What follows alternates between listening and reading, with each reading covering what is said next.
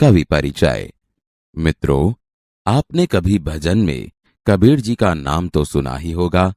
कबीर के दोहे बहुत ही चोटदार है। आइए इनके बारे में कुछ और जानें। नाम कबीर, जन्म 15वीं शताब्दी। कबीर निर्गुण परंपरा के संत थे।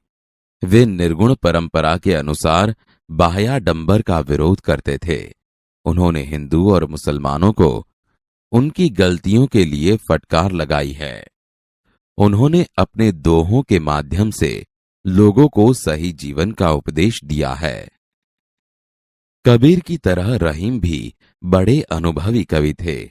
उनके दोहों में जीवन की मूल बातों का निचोड़ है। उनके बारे में इतना जानिए।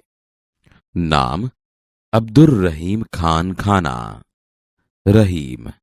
रहीम भी 15वीं शताब्दी के संत कवि थे। उन्होंने भी समाज को सही रास्ता दिखाते हुए बहुत ही अच्छे दोहों की रचना की है। वे बहुत ही अनुभवी और उदार संत थे। उनके दोहे सामान्य जन को जीवन के सही पहलू से परिचित करवाते हैं। जीवन मूल्यों का भंडार इनके दोहों में देखने को मिलता है। मित्रों, कबीर और रहीम की तरह तुलसी भी संत कवि थे। उनके दोहों में जीवन की सही बातों को उजागर करने का प्रयास देखने को मिलता है। नाम संत तुलसीदास। तुलसीदास 16वीं शताब्दी के राम भक्ति संप्रदाय के सगुण परंपरा के संत कवि थे।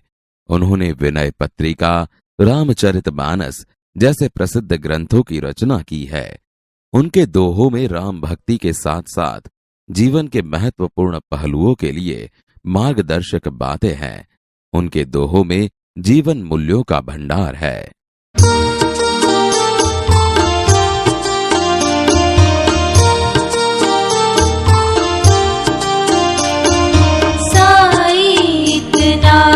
दीजिए जामे कुटुंब समाए, मैं भी भूखा ना रहूं, साधु न भूखा जाए।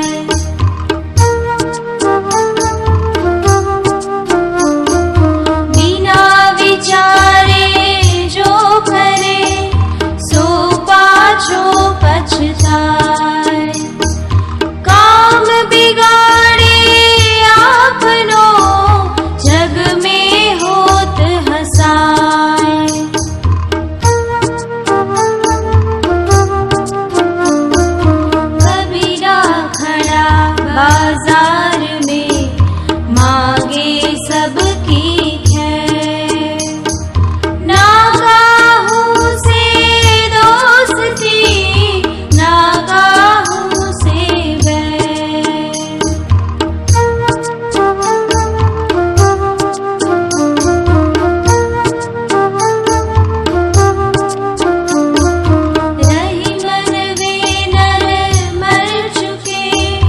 जे का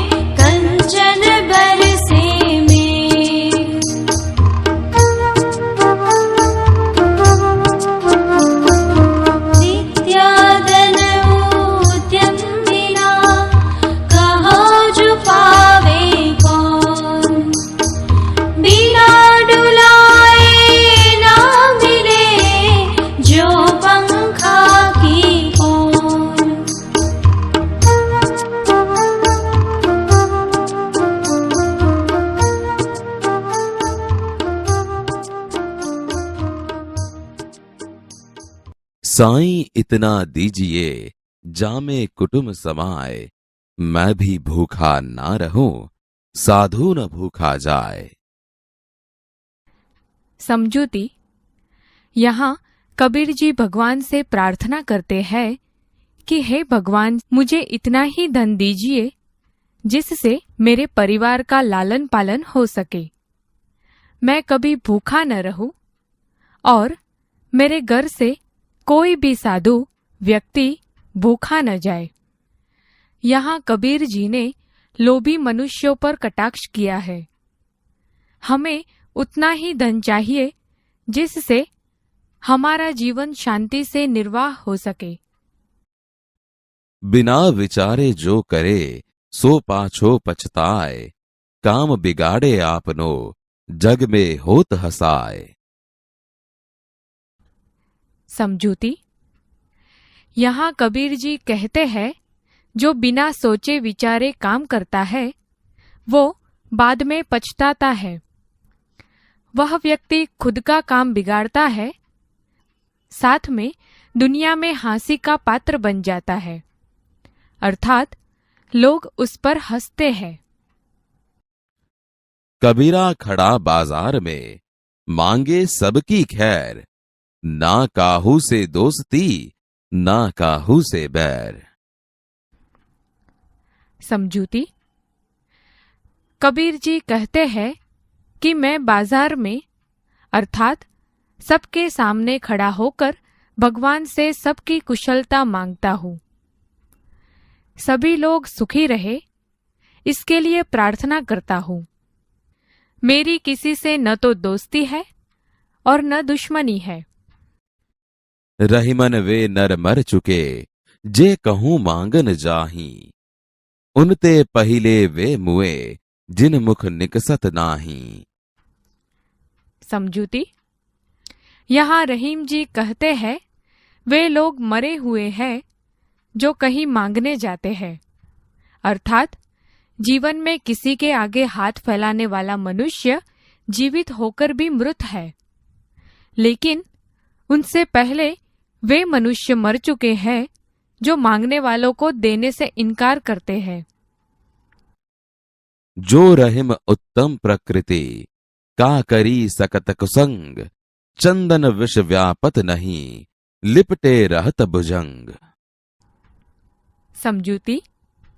यहाँ पर रहीम जी उदाहरण देकर कहते हैं कि उत्तम स्वभाव के व्यक्ति पर बुरे लोगों का संग कभी भी असर नहीं कर सकता।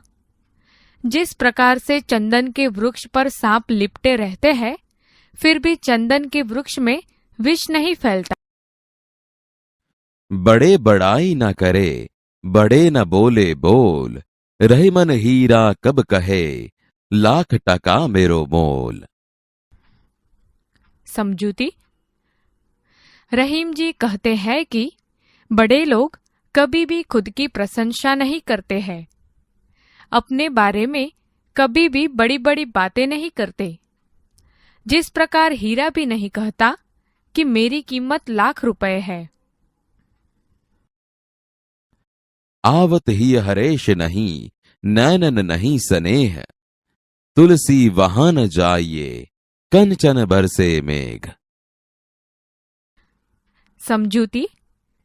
यहाँ तुलसी जी कहते हैं कि हमें उस जगह अर्थात घर कभी भी नहीं जाना चाहिए जहाँ किसी के आने से हृदय में आनंद न हो और आंखों में प्रेम अर्थात स्नेह न हो, भले ही वहां पर सोने की बारिश हो रही हो। विद्या धन उद्यम बिना, काहो जू पावे कौन, बिना डुलाए न मिले, जोंक पंखा को पौन। समझूती। यहाँ तुलसी जी जीवन में परिश्रम के महत्व को बताते हुए कहते हैं कि जीवन में परिश्रम, सच्ची मेहनत के बिना कौन विद्या पा सकता है। जिस प्रकार हाथ से हिलाए बिना पंखा भी हवा अर्थात पवन नहीं देता।